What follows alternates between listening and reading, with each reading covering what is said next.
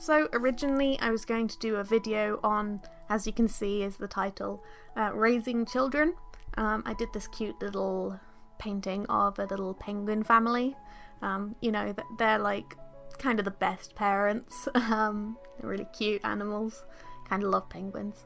But I really thought about it, and I don't think any of my fans or just anyone who watches this is likely to be parents, to be raising children, and even if they are, why would they listen to me? Now, realistically, I do actually know quite a bit, because I worked for a year in a childcare setting in a nursery, Montessori nursery, and I worked with children between the ages of 1 and 5, about 30 kids that I really saw develop from tiny little blobs into like kind of tiny little annoying humans.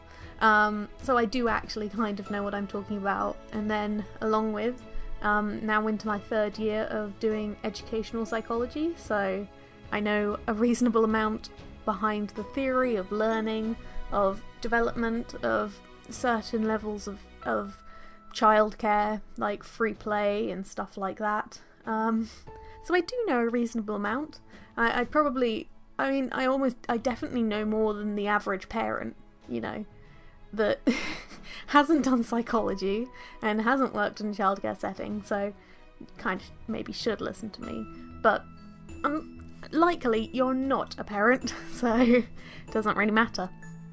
So I'm going to just give my really key advice, and then I'm going to kind of go and branch further into relationships, how to make and keep them, because I'd say I'm reasonably good at that.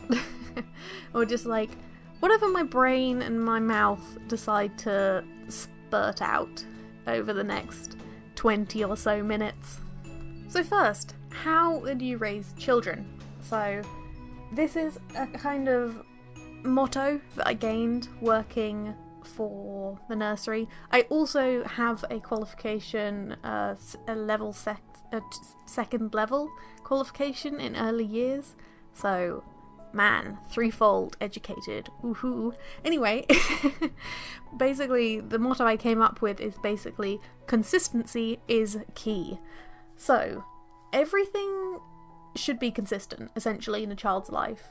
A lot of the things that we remember from our childhood as unfair, as something terrible that our parents have done, is due to this. So, one thing I was always a child that was very interested in equality. Now, the Montessori method kind of says that there is a period of real interest in equality, but they also say that there's a period of interest in just tiny normal items, and that's supposed to end when you're 6, but I still have a tiny ketchup bottle and I love it. Anyway, but basically I hated seeing inequality in the world, and the biggest way I saw that was between treatment of me and my siblings. So my sister is an incredibly, I say is, because she's an adult now, and I wouldn't say, she's probably improved, but I wouldn't say that she's solved her issue with pickiness, but she was someone that was really picky, and due to that, she used to complain and moan and, be really annoying and frustrating about the food we had, and she got away with it, and if Catherine doesn't like pumpkins, we don't have pumpkins, It definitely decreases in frequency, because my parents just kind of give in and can't be bothered. This is so far in the past, but they could not put up with her moaning. They never really put their foot down in terms of you eat what you're given, or you just don't eat the pumpkin. There's still green beans or whatever, just shush. But but if I moaned about certain things, I didn't really like, I still don't really like cheese, so cheese and crackers. I you know, I just really didn't like the taste of, like, raw cheese. I'd be fine if it's melted, but I really hated the taste. But, like, every week on, like, Sunday, like, lunch, we'd have, before the, you know, proper lunch, we'd have, like, the cheese and crackers, and I basically ate crackers for a meal. But when Catherine doesn't like something, then we don't have it again, or we have it, like, a few times a year. So I was incredibly frustrated with the inconsistency in how we're treated. So in a more realistic sense, because I imagine most parents would try, are aware of this issue being a possibility and would try to avoid it, is more kind of consistency between what's allowed and what isn't. So basically, kids kind of are at their most comfortable and feel really safe when they know what they can and cannot do. It might seem nice to be a cool parent that, like, lets their kid do what they want, you know. Yeah, you can spend £8 on that app game, you know, get a pink dress for £8, or I don't know what are the current issues of a parent. But realistically, you know, a kid should know that you can't run outside, or you need to close the gate, and, like, these things that are integral for their safety eventually, or, you know, situationally. Like, it's so much safer to, and it's they feel much safer if they know what they can and cannot do. So, I mean, obviously the food one is very present, but I'll give a different example. So, you have back in the nursery, there's a garden, and there was one child, and no child is allowed to eat the sand. Obviously, there could be cat, rat, pea. There could be, like, I mean, just it's an outside sandpit. So, you know, they were punished whenever, you know, they were made to sit out whenever they ate sand. However, every time there was a new, like, nursery, like, you know, someone to watch them whilst they were outside, like nursery teacher, nursery nurse, they would eat the sand. They would try it on, and then if the new person then worried about them and just, like, didn't kind of know what was going on, and, like, this was an ongoing issue, if they then responded inconsistent from how it's usually responded, like, oh no, what a terrible thing, like, oh, you gotta wash it out, and then they don't get punished for it, then that child will eat the sand again when they're around, when they're being watched by that adult. I don't know the sand thing. I don't want to eat sand. I've never wanted to eat sand. Don't think I've ever eaten a worm. Never had the want. But it's something that's, even at a safety level, even if it's just something that's a rule, rules are usually a rule for a reason. So be consistent, stick to it, because if you ever give in, then they will try again and again. Kids, like, the things that kids remember, you would not want them to remember. You want them to remember, like, what a lion is? No. They remember that one time that you swore. They remember that, I mean, I didn't ever swear in the nursery, obviously. They'll remember that one time you gave in and they didn't have to eat the vegetable part of their lunch or their snack. And now I'm going to go on to the second part of this. So, hope you tuned in if you're not a parent, and so this will still be interesting, hopefully. It's kind of raising a relationship, like how do you get into, how do you make friends, how do you develop relationships with people? So I wouldn't say that I've ever been necessarily good at this. I think I'm someone that's very open, so even since I was a kid, I always was kind of open for making new friends and making new relationships and forgiving others that, you know, have wronged me comparatively. Just kind of open to having positive relationships with people. So I think that's something innate to me. You can't really teach it. I would say, yeah, just be open. And the largest way that I've kind of seen this is, so I'm now in the 3rd year of university, and so I went to another part of the country, and I knew no one, absolutely no one. And over these 2 years, I've made friends. I've managed to make humans like me, I guess. And I would say my methods probably aren't the norm, and probably aren't. It's definitely not the most effective way of making friends. Essentially, what I do is I am myself. I've never really tried to be likable. I've never tried to be liked specifically by a person. I'm always full on about my personality, my opinions, and the thing is, it's a good way of cutting out a lot of bull, because people put up with me. That's a way, I guess. I don't think I've ever had any false relationships, or anything like that, because I just kind of think that inherently if someone puts up with me, someone, doesn't back out and willingly is spending time with me, they're kind of just someone nice. They're just kind of, they're not a problem, because there's no benefit to being friends with me, essentially. I don't have any money, I definitely don't have any social clout. I can probably help you revise, but anyone can do that. I don't think I'm especially intelligent or have especially good opinions. There's basically no value to my friendship other than companionship. And if you enjoy, I'm very Marmitey. From a young age, there's been teachers that either like me or hate me. That's one way.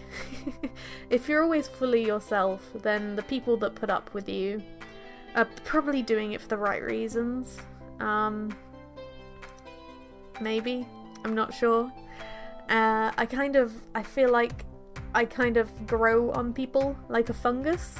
I feel like I'm taking advantage of the psychology, that you like the things that are kind of you're used to. So I just kind of I'm just kind of in the presence of someone for long enough that their psychology tricks them into liking me. I definitely did. So my current housemate, I would say we're pretty good friends now. We've had a conversation on what exactly friendship is and all of that, on our way to our lectures. And we agreed that we are friends. That's an agreement. We were just like, I think of you as a friend, and she said, I think of you as a friend, and then we're now friends. Definitely, it's make a Facebook post about it. We're in a relationship. That relationship is friendship. So basically, in first year, we kind of were mixed with the education students. So I kind of found people that, didn't have someone sitting next to them the first few weeks. I just, people who were alone in the beginning, as most people are, and kind of just started talking with them. I made friends with a girl, and she came in with her Dan and Phil merch, and we had a talk about that. Merch is actually a really good way of making a connection, though I would recommend that you get kind of subtle merch where only people who are fans of it can work it out. Wearing a Naruto jacket, I'm afraid a lot of people know of Naruto without, being fans of it, so you could get some negative flack for that. But I have a t-shirt that says, when I grow up, I want to be a potato, as a reference to Shadow of Israfel from the Yogscast. So I've never actually had anyone, work out that one. I do like squids otherwise. Um, but it can be a good way to make friends. Kind of just find people that are, open to relationships. Like, I've never really kind of inserted myself into a clique. Someone who's already got, enough. And I think that's somewhat of an introverted person thing, add yourself where there isn't anyone yet. But basically that was that. But then I did kind of work out that I didn't have any proper friends who were in psychology, in the psychology half. So I had to make some toot sweet. I almost said toot quick. And so I found a person that kind of occasionally spoke up in the lectures and seemed intelligent and all that. Seems like they could be a helpful friend. I didn't really think through this process, but looking back, that's probably, I noticed her, but she didn't necessarily have a group that was always around her, so there wasn't consistent seat buddies. So I brought my Dan and Phil friend, and we just sat next to her and included her in our conversations about the ethics of, girl mixed classes, girl and boy separate schools versus mixed schools, the patriarchy, the Marxism, capitalism, just kind of random stuff. And through that, I just kind of inserted myself into her life. That works pretty well, quite honestly. Just finding someone who doesn't... Not necessarily, she definitely had friends, but she didn't necessarily have friends in that, close friends in that environment. And that's just a good way of... Because the thing is, with friendship, or just getting close to someone, people need people, or people like to be around people in social situations. So just kind of, quite often the way that I made friends as a kid was the new kid. Just people who haven't already got their place, because even though we see the world from our own perspective, realistically, everyone's going through the same thing. Everyone thinks about inserting themselves into conversations and is awkward and kind of has the same issues, even though some of us might have more issues. So just kind of finding someone that you think could use a friend, that's the best start. Oh, there was a fly, ew. Sorry for that. I was on a farm when I was doing this, and the flies were out for the summer. They most certainly were out. So I hope that can help. Basically, I feel like I just grow on people like a fungus, hang around people that don't have friends yet in that situation. And I would say another part is that kind of friendship isn't something absolute. It's kind of, there's different levels of friendship. I mean, everyone knows that. You can be friends, best friends forever. But I feel like the way most of the people that I know, that I kind of talk with on just every once in a while basis, they're not necessarily friends. They're kind of friendly acquaintances. So I would say what makes a difference between a friendly acquaintance and a friend is effort. So do you invite them to go, do you do stuff with them? Do you invite them to your house? Do you spend a long time chatting? And I think one of the main reasons me and my housemate are really good friends now is because on Tuesday we kind of had a full day last year. So it wouldn't be worth it to go home. And she lived on campus. So what we did was every Tuesday, I just kind of stuck around her for about 4 hours, an extra 4 hours of a day. Just kind of, we went back to her room and had lunch together and watched Sherlock, Hannibal, you know, Netflix shows together. And that's just spending time with, like, finding someone that's in the same situation as you and just spending time with them. I think it's the most genial, the most unhelpful advice that I could give, but it's all that I've got at the moment. So I hope you enjoyed this, and I hope you enjoyed the little painting. The reference that I used from this I just got off Google, and yeah, tell me some comments if you have some more advice on making friends, or the fly, anything like that. So thank you, come again, guys.